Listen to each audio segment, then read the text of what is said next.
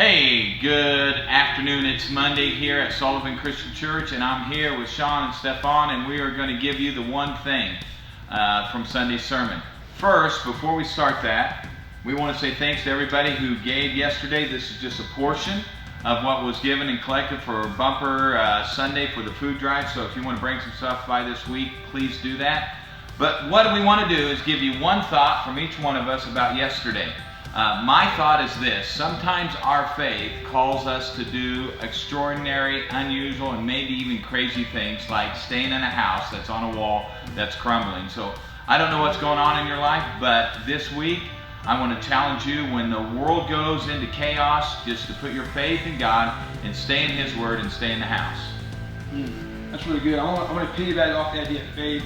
Whenever Rehab hides 2 spies in her house, and the guards come and said, "Where are the spies at?" and she points the guards in different directions.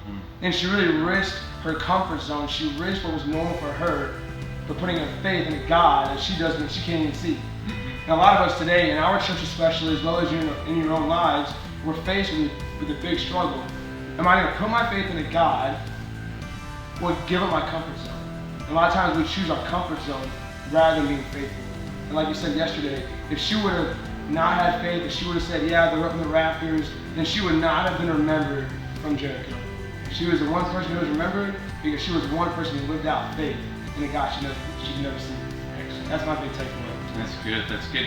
For me, the one big takeaway was talking about legacy. How Rehab, obviously the one person we know in Jericho, when the walls fall, the only person that we have any idea who took any part of it is Rehab. And how she invested into her family and their heritage going forward by saving them, by following and being obedient to what God had told her to do, essentially through these 2 spies.